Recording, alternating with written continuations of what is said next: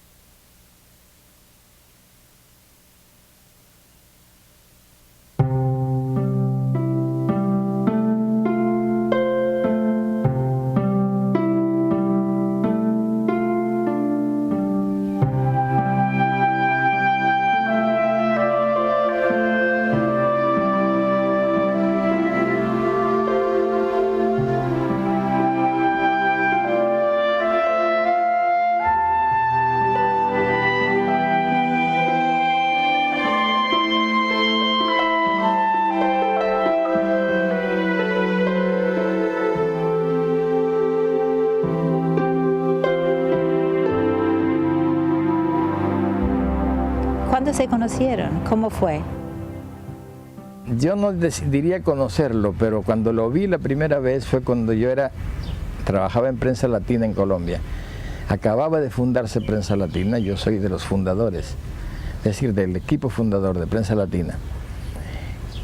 Mira, era una época tan cercana al principio de la revolución que todavía había un avión de Pan American que volaba Barranquilla, Camagüey, Miami. Entonces yo estaba haciendo una escala en Camagüey para venir a La Habana y de pronto hubo una movilización general y era Fidel que venía. Entonces llegó al aeropuerto y venía Celia Sánchez con él. El avión que yo tenía que conectar se demoró mucho porque había mal tiempo. Entonces Celia me presentó y él conversamos alguna cosa. Él andaba en un DC-3 que se llamaba Pico Turquino y ese avión estaba ahí en el aeropuerto en ese momento, y el avión en que yo me iba, que era un Viscount de la Cubana de esa época, no salió porque había muy mal tiempo hasta el aeropuerto de La Habana. Fidel acabó de almorzar, llegó, dijo, nos vamos. Dijo, no se puede, Fidel, porque hay mal tiempo. Dijo, mal tiempo, no, la revolución no reconoce mal tiempo. Se metió en el avión y se fue. Y yo me quedé pensando, voy a tener yo la primicia de haber visto a Fidel por última vez cuando se embarcó en el avión. Nada, llegamos esa noche a La Habana y estaba el Pico Turquino ahí. Fidel no lo detiene nada de esas cosas. Bueno, esa fue la primera vez que lo vi. Después, yo dejé mucho tiempo de venir a La Habana. Yo dejé 12 años sin venir a La Habana después de que salí de Prensa Latina. Y volví antes de Angola, porque estaba muy interesado en lo de Angola, pero ya teníamos él y yo relaciones por amigos. Ahora, en esa ocasión, realmente lo que consolidó esa amistad fueron los libros. Porque le pregunté, bueno, ¿qué estás leyendo? Y me dijo, no tengo tiempo de leer por estar leyendo documentos. Y pero eso es horrible, es esterilizante y es estresante. Yo te voy a traer libros para descansar. Y empecé a traerle bestsellers. Él no traía bestsellers porque todo el mundo piensa que como es Fidel Castro dan libros sumamente importantes, que generalmente son sumamente aburridos. Entonces recuerdo que el primero que le traje fue el Drácula de Stoker, el original. Estaba en unas maniobras militares no era en Pinar del Río, no recuerdo dónde.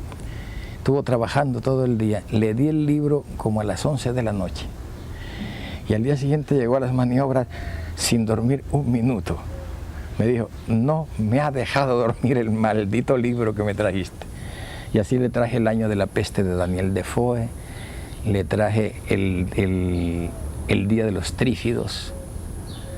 Libros de muy buena literatura, pero distraídos, entretenidos, es decir, que al mismo tiempo que enseñan divierten. De ahí fue cuando se estableció la complicidad. Y descubrí que es tan buen lector que yo, antes de publicar un libro, le traigo los originales. Porque él leyó los originales de La crónica de una muerte anunciada. No, primero que todo, El relato de un náufrago. Lo leyó y me dijo, ahí hay un error. Digo, ¿por qué? Dice, porque tú dices que el barco salió a tal hora y llegó a tal hora. Un destructor de la Armada no puede desarrollar esa velocidad. Y sacó cuenta de que tiene una facultad extraña para hacer cálculos matemáticos. Es absolutamente imposible que lo haga a esa velocidad, porque comprobé y efectivamente había un error que se había arrastrado en el libro desde hacía mucho tiempo. Y en la crónica de una muerte anunciada había un error también en las armas y en el calibre de las armas. Todo eso es como si fuera un editor, la palabra esa que tienen un editor de libros. Señala contradicciones, anacronismos, inconsecuencias que se le pasan a los profesionales, porque es un lector muy minucioso y además muy constante y le rinde mucho la lectura. Es que lee siempre.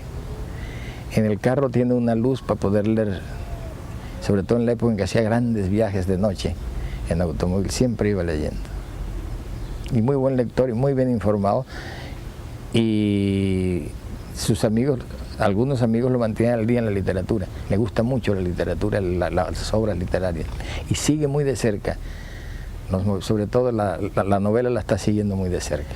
Ese faceta de su vida la gente no sabe tanto. Y se llevan sorpresas, porque vienen con visitantes que tienen la impresión de que o no lee o que no le interesa la lectura o que no es un lector muy inteligente o muy atento, y se lleva la sorpresa porque es que lee al derecho y al revés. A él le gusta la gente que lo trata con naturalidad. Hay una cosa que a mí me preocupa mucho. Fidel no es tan alto ni tan grande como parece, ni tan corpulento como parece. Lo que pasa es que cuando entra ocupa todo el espacio, se da la impresión, su personaje ocupa todo el espacio y la gente lo ve como... Pero después cuando se familiarizan, pues no, ese es un hombre de buena estatura, pero no ese hombre colosal que parece.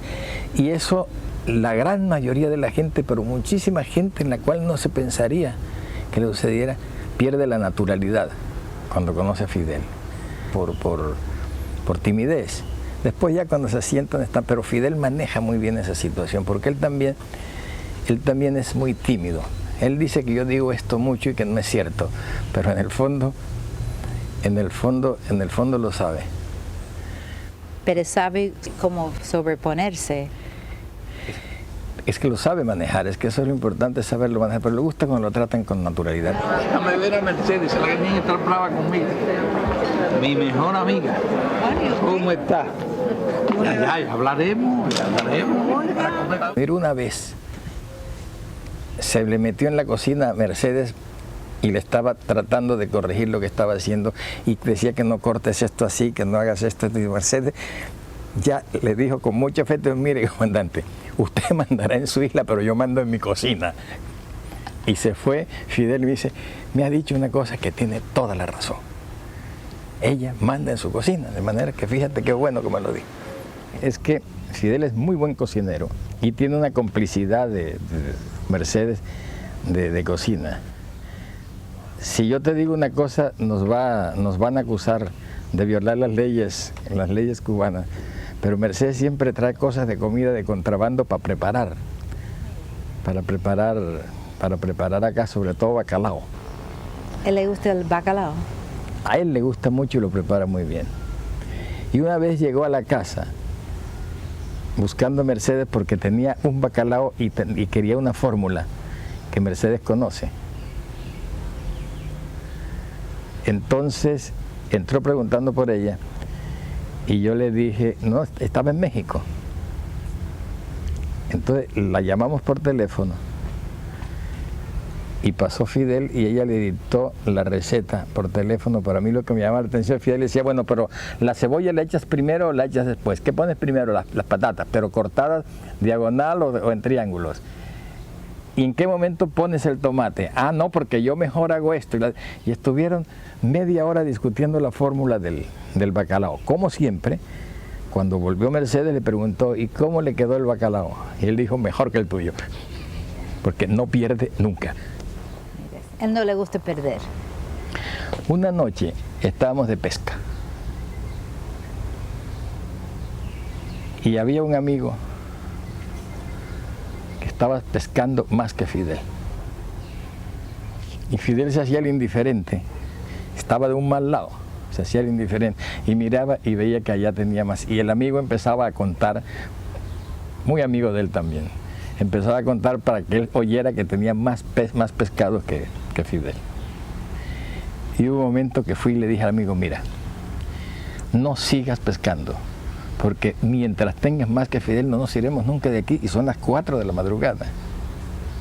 Al fin se empeñó, le pasó una racha de buena suerte, y cuando tuvo un pescado más que este, dijo, bueno, nos vamos porque son las 5. Esto es con el pescado y con la política. No es que no sepa perder, es que de verdad lucha hasta que no pierde. No, cuando se sabe cuando es perdedor, pues es perdedor, pero raras veces es perdedor porque se empeña hasta que gana. ¿Y le gustan los retos? Es lo que más le gusta. Se crece, se pone feliz con los retos. Se los inventa él mismo además. ¿Es un ser humano especial?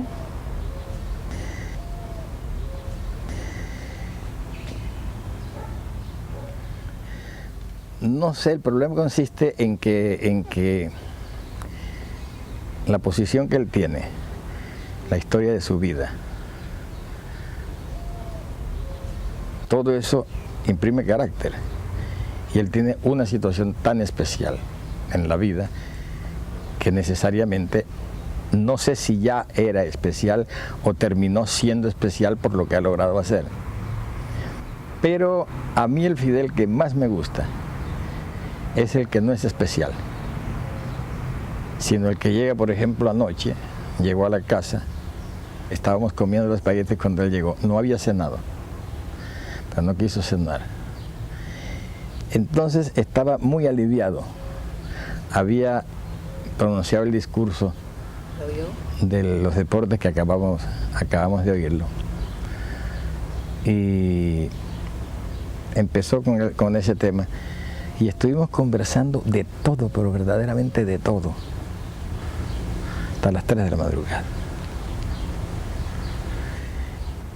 No es raro que él llegue a esas horas porque nosotros tenemos una clave.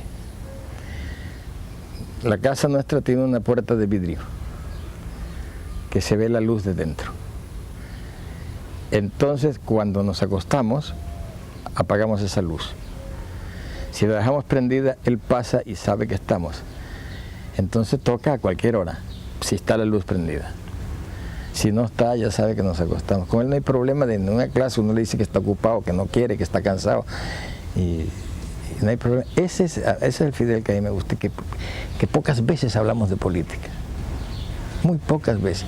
Él tiene con quien hablar de política y yo tengo con quien hablar de política, pero para hablar de libros, hablar de la vida, hablar de otra gente, hablar de amigos comunes, de los acontecimientos. Fidel es extraordinario en ese sentido, es como más me gusta a mí. Usted habló mucho del don de la palabra de Fidel Castro. ¿Sigue teniendo ese don? Ah, sí. Esa es una facultad congénita que él ha cultivado, por supuesto, porque él es muy acucioso, muy minucioso con las palabras. Las consulta, él no le da vergüenza consultar el diccionario y decir que lo consulta, porque hay inclusive escritores que les avergüenza decir que consultan el diccionario, como si eso bajara por el Espíritu Santo. ¿No? Las palabras además son seres vivos que hay que vigilar porque cambian de sentido, cambian de color, cambian de tamaño. Y Fidel es muy cuidadoso de de las palabras, y tiene facilidad de expresión, que es también otra cosa que tiene mucho que ver, que es relativamente, no sé, me parece que es genético, y esa facultad no le va a quedar. Tenemos la misma edad con 1 año de diferencia, una cosa así, eso significa que es la misma edad. Entonces yo puedo imaginarme perfectamente los problemas de edad que él tiene, que son los mismos que tengo yo. Yo estoy seguro de que debe tener problemas con la memoria.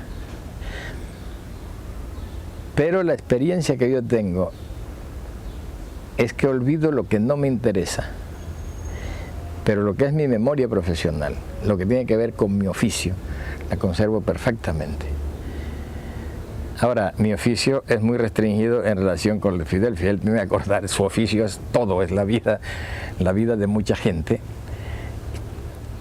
Y seguramente esa memoria no la está perdiendo ni la perderá, y se le nota además. Se le nota que eso no la perderá. Y sigue Fidel con sus bromas, yo lo veo, hay muchas imágenes de ustedes, él hablando con usted, caminando, bromando, tocando, una manera de ser, muchas bromas. Él es muy bromista.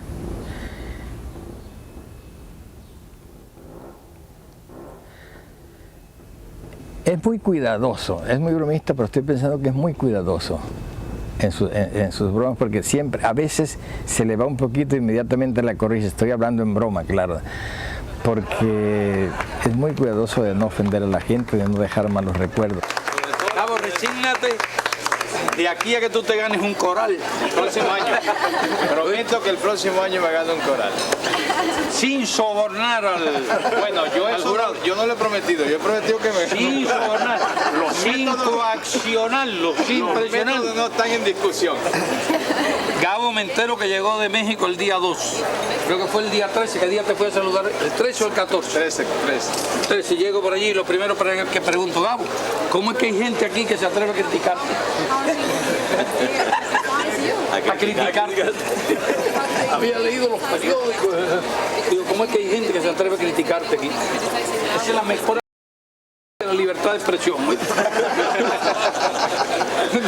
Cuando se atreven a criticar las películas del Gabo.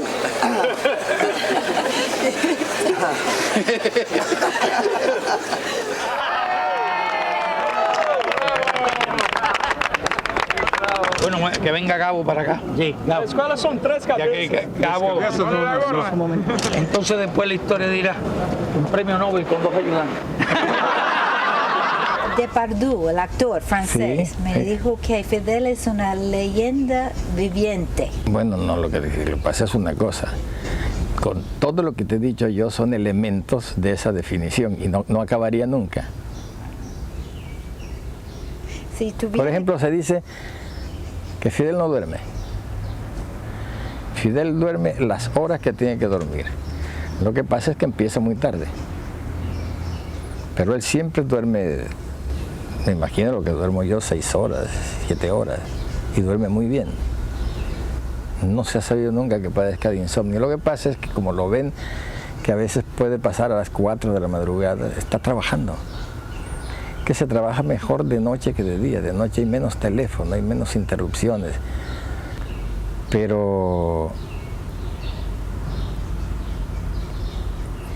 no es todo. En personas como Fidel Castro, todo lo bueno y lo malo tiende a convertirse en leyenda. Y otra cosa, Fidel tiene muchas amistades, aunque son gente de otras ideologías, otra forma de pensar.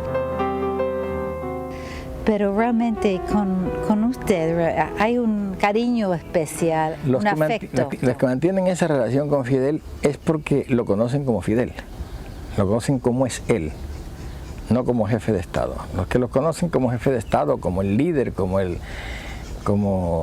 la imagen pública de Fidel, siempre tendrán con él una relación formal. Pero toda esta gente que tú citas tiene con él relaciones personales con el Fidel Castro que conocemos.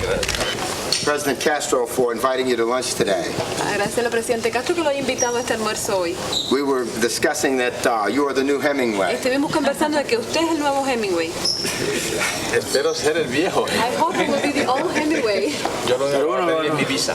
He only wants a visa to go to the U.S. You can't get a visa? ¿Usted no puede tener una visa para ir a Estados Unidos? Ahora hubo una ley donde se supone que sí. No puede acusar a García Márquez comunista. Yes, no one can accuse García El único Llevan delito. 30 años está tratando de convencerme y For todavía 30 no me years convence.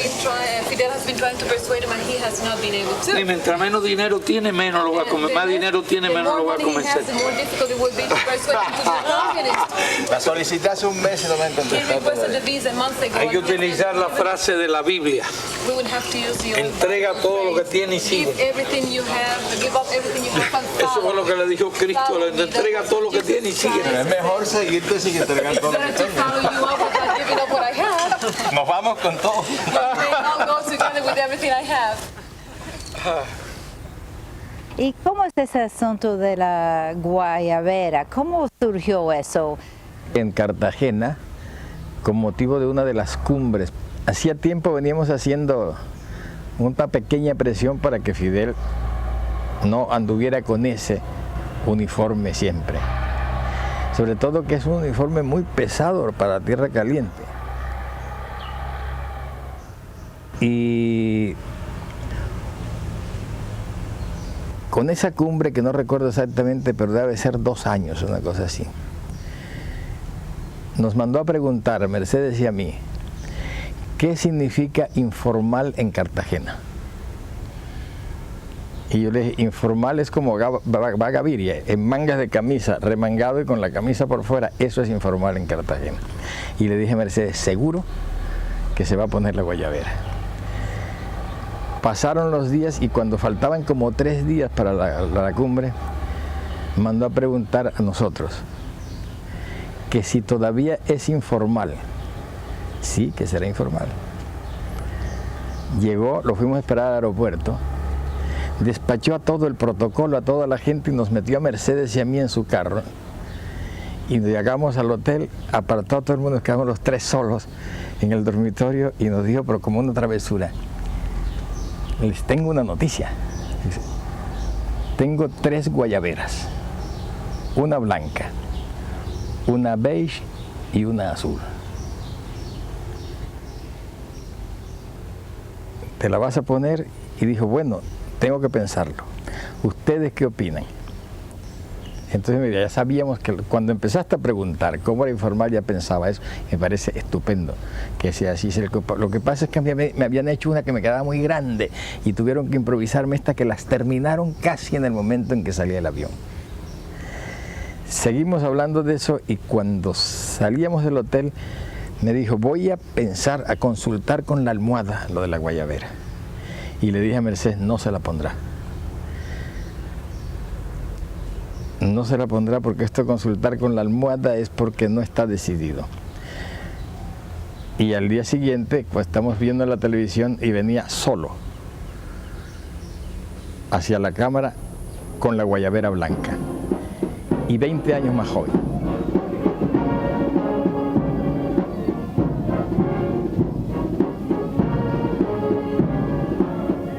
Y después fue la del saco y corbata. Esa fue en Europa. ¿Recuerdan qué país fue? En Dinamarca. En Dinamarca. Eso sí lo hizo muy en secreto. Y ahora le mandé 3 corbatas muy buenas, alegres. ¿Y lo usa? El otro día me dijo, son las más bonitas que tengo. ¿Y qué piensa usted por qué no usa aquí en Cuba ropa que no sea militar? Es que te pones a pensar, Fidel tiene su uniforme hace 40 años. Debe costarle ya ese es su uniforme, debe costarle mucho trabajo, pero ya aquí está, ya aquí ha ido a actos con guayabera. Además es su uniforme, es su carácter de comandante en jefe. Sí. Lo que es sorprendente es cómo soporta el calor. porque de esa tela tan gruesa, debajo de la chaqueta tiene una camisa de la misma tela. Tanto que uno de esos reporteros norteamericanos que estuvo por acá decía que lo que pasa es que lleva un chaleco antibalas debajo. Es una tontería, es decir, yo lo he visto quitarse la camisa tranquilamente y no es el caso de llevar chaleco antibalas. En el avión que iba para Estados Unidos abrió completamente y mostró su piel, que no tenía nada. Sé que todo el mundo dice que usted tiene un chaleco a prueba de balas. No. Voy a desembarcar así en Nueva York. I will land in New York like this. Tengo un I will chaleco. land in New York like this. Tengo un chaleco moral. I have a moral one. A moral vest. Que es fuerte. It's strong. Ese me ha protegido siempre. Gabo, ¿usted le han criticado gente por su amistad con Fidel? No, no solo me han criticado durante muchos años, tenía el problema que los periodistas ya no me preguntaban ni sobre mis libros, ni nada, sino sobre Fidel Castro. Y entonces a mí me resultaba muy aburrido. Yo creo que se cansaron de preguntármelo. Primero porque la idea que se tiene sobre Fidel ha cambiado muchísimo. Primero porque ha convencido a muchos. Segundo porque muchos se han aburrido de hacer la misma pregunta. Tercero porque se han resignado de que siga siendo como es. Pero el problema, a mí lo que más me molestaba era la idea de que todo lo que yo hacía era en función de Fidel Castro. Y eso es muy difícil, pero yo también me sobrepuse a eso, reafirmando lo que me preguntaban. Me decían, pero Fidel Castro, ¿cuándo se va a ir? Digo, no se va a ir nunca, va a estar toda la vida ahí en el poder. Esa es una respuesta que periodísticamente ya no le significa nada a nadie. Pero se dieron cuenta de que yo ni me avergonzaba de eso, ni le tenía miedo a las respuestas. Sobre todo la prensa norteamericana ha creado la imagen que la relación de Fidel y yo es de conspiradores. De conspiradores sobre todo contra América Latina, que toda la época de las guerrillas estuvimos conspirando. Y la verdad es que es lo contrario. Yo tengo la impresión que nos encontramos a descansar de otras tareas que necesitan pausa. ¿Cree que está en estos momentos escribiendo un capítulo nuevo en su vida? ¿De Fidel?